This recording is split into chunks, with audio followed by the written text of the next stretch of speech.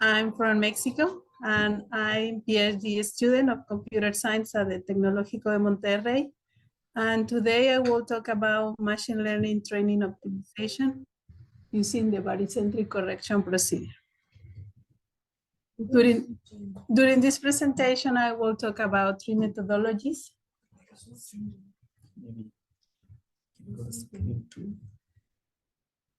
Oh.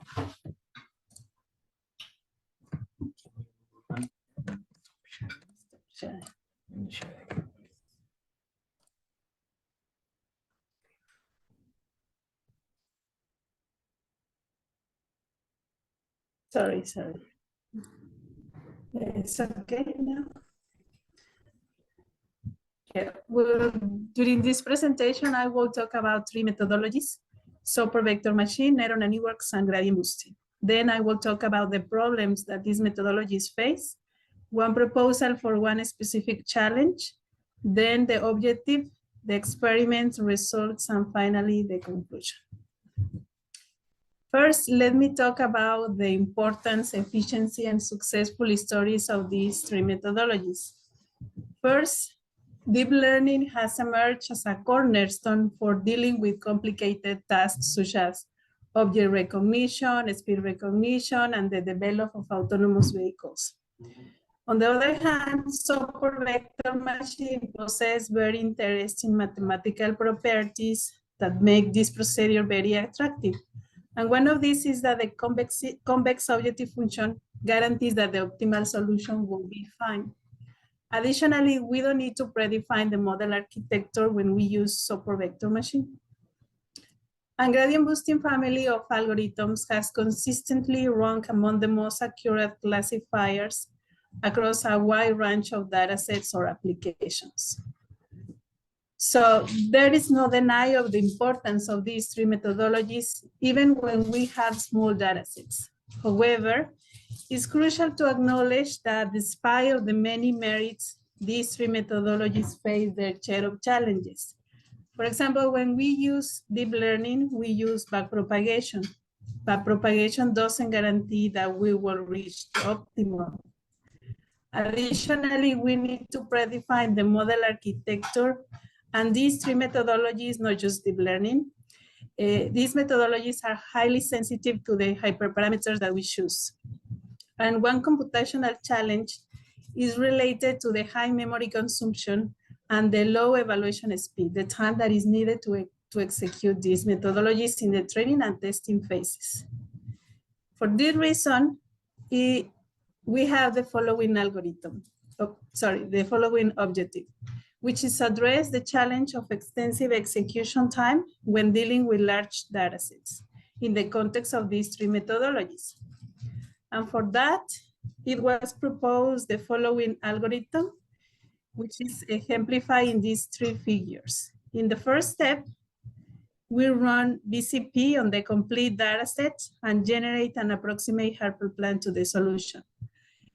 It's important to mention that BCP, I will talk a little bit more about this procedure, but for now, this procedure will permit us to have a subset of cases close to the optimal solution. So this hyperplan is the approximate hyperplan to the solution, in this case, this orange line. And then in the second step, we extract a subset of cases close to this approximate hyperplan. The green dots are the subset. And finally, in the third step, we run SVN, gradient boosting, or neural networks on the reduced set. Here is exemplified with super vector machine, but we experimented a lot with also the gradient boosting and neural networks. Barycentric correction procedure is a procedure that can be used for when the target variable has 2, 3, or more levels, and also with linear separable classification problems and non-linear separable classification problems. It was proposed in the 1995, and it depends on calculating a weight and a threshold, and the training is done by an iterative correction of the weights and the barycentrics, allowing to minimize the number of misclassifiers. This methodology is in some sense similar to k-means, but it's different because here we use barycentrics and also because other technical considerations. In some cases, this procedure, barycentric correction procedure, was shown to be 70 faster than the perceptor. To show the advantages of our proposal, we conducted experiments using synthetic data and real data. For the case of synthetic data, we use linear separable synthetic data. The figure the right is the reference. And for nonlinear separable synthetic data, we use these kind of patterns in 2 dimensions, but we use not just 2 dimensions, also more dimensions, especially 10 or 20 dimensions. And for real data, we use real educational data from Tecnologico de Monterrey. It's a data set from a study in which the university wanted to measure the economic and social impact of the alumni through different generations. And they ask, for example, the first salary, the current salary, the employment status, some scores of satisfaction with life, with career, and also, for example, if the alumni have experience abroad or if they created business. In fact, the dataset contains information of more than 100 features and 25,000 instances or answers. And this dataset is publicly available with a formal request to the university. And for these experiments, we use 70% of the data in the training set to extract this subset of cases for BCP, and 30% of the data for the testing set. And the metrics that I will show you are for like 10 repetitions of this process, like a random cross-validation. It's an average over these 10 repetitions. Now let me show you the results.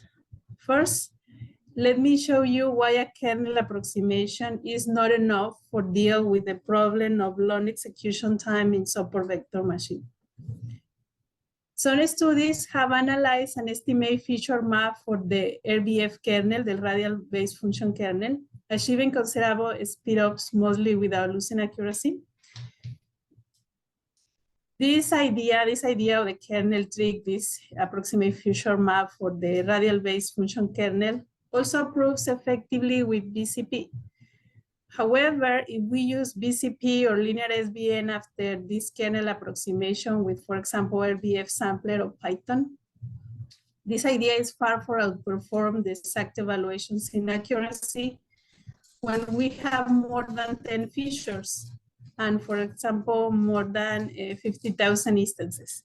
This is the accuracy for this approximation is 67, and this accuracy decreases as we increase the number of instances.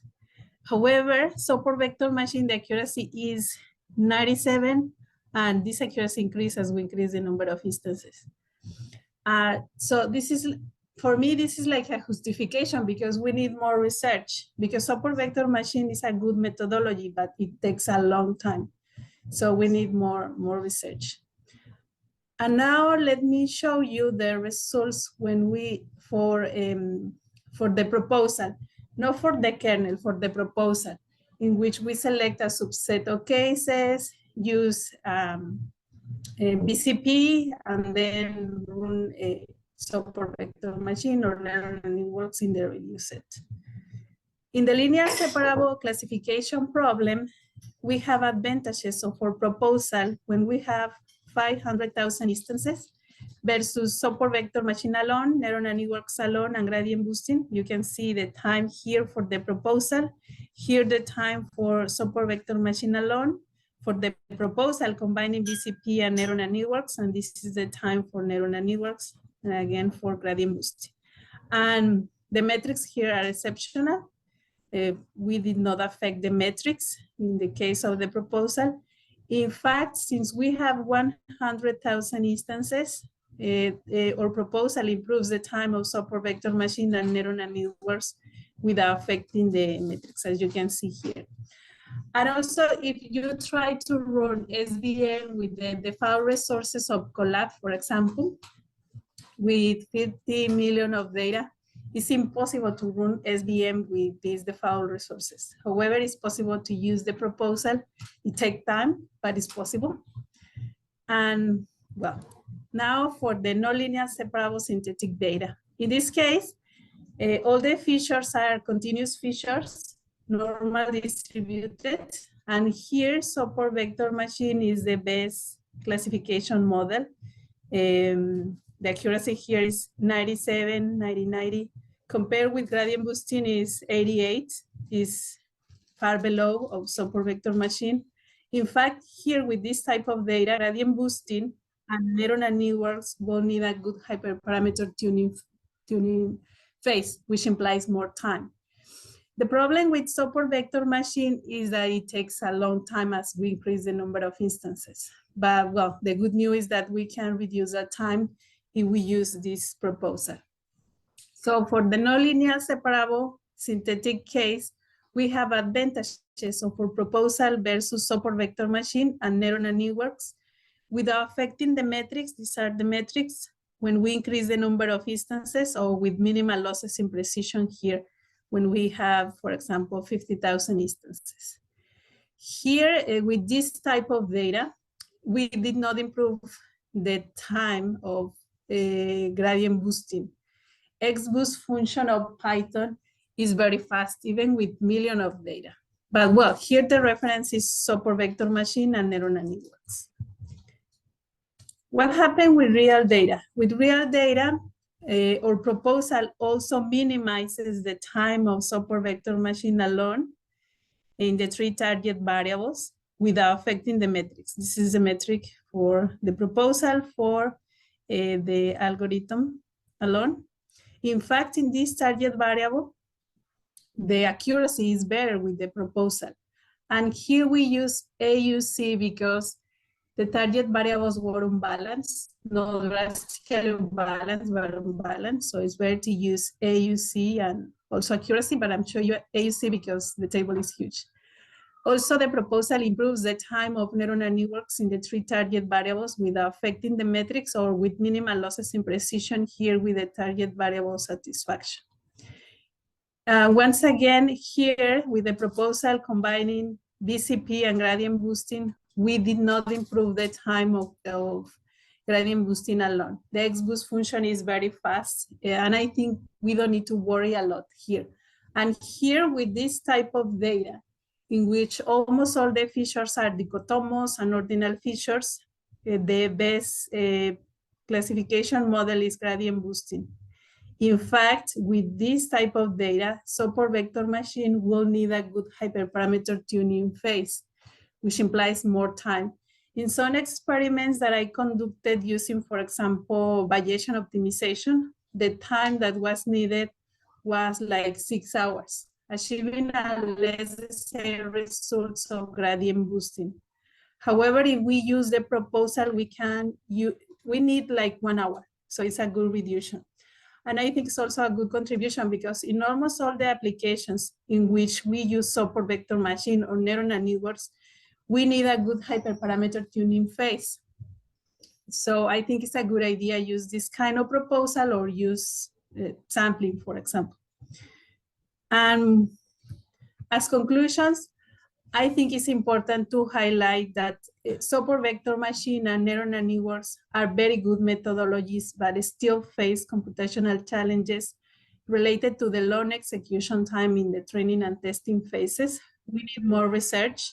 And also for support vector machine, we need more research. It's a good methodology, not just neural networks, but the issue of long execution time remains unsolved in the literature for high dimensional spaces.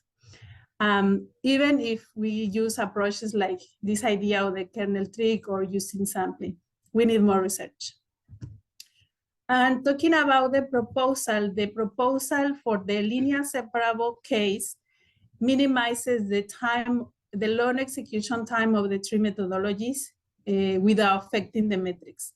In the case of real data and nonlinear separable case, the proposal minimizes the time of neural networks and support vector machine emphasizing that SVM can benefit the most from the proposal, because in the cases in which we have advantages in time, work without affecting the metrics. And in the general case, we can recommend our proposal for high dimensional training sets with more than 50,000 instances and more than 10 features. And that's it for my part.